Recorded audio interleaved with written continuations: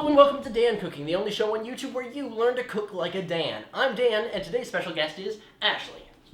Hi, I'm Ashley. She's Ashley.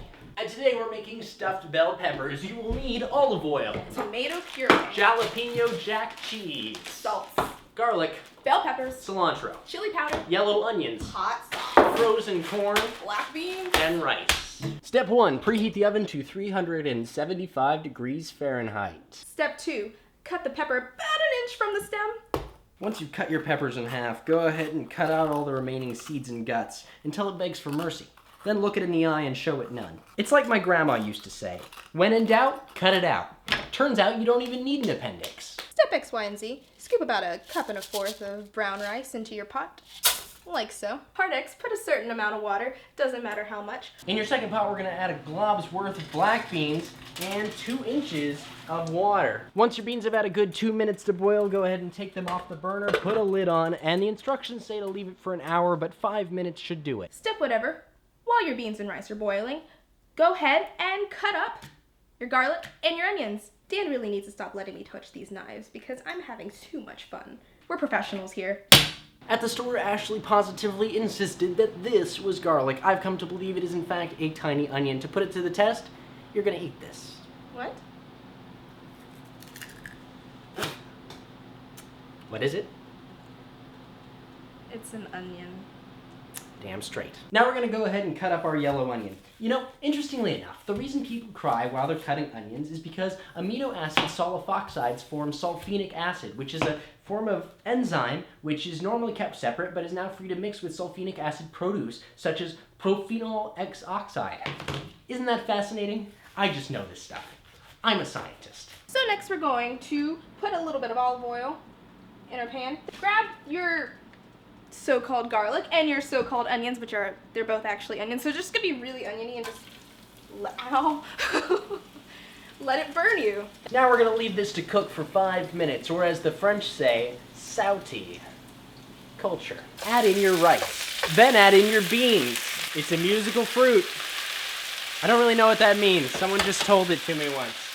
All right, now we're gonna add in our corn. Now we're gonna add in our chili powder. Just a lot. Tomato puree. Now we're gonna go mixy, and remember to mix at eye level. You wanna get it as close to exactly eye level as possible, because if you're a little bit off, you're a little bit communist. Now we're just filling up these peppers with the mush. And while we do, take a moment to think about how much you could have saved on car insurance. You didn't think about it, did you? I bet you haven't thought once about how much you could have saved. Think about all that money. You threw it away. You threw it away. Like your hopes, like your dreams. You threw it away for convenience. You could have saved that money. You could have donated that money to a cause. You could have donated that money to children in need, but you didn't. You didn't. Get out of my face. All right, now we're gonna add a little hot sauce to each of these. And they're ready to bake. Now pop these beautiful specimens into the oven for 25 to 30 minutes. I don't talk to Greg no more. Greg, seriously, like, I'm sorry, man. All right, it's been a half hour. Let's take them on out. That looks tasty good. Now we're gonna add a healthy amount of cheese to each of these. Just smother it. After 5 minutes, pop this bad boy out of the oven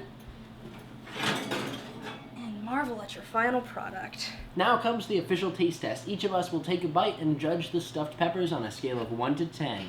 Ready, Freddy? Let's go.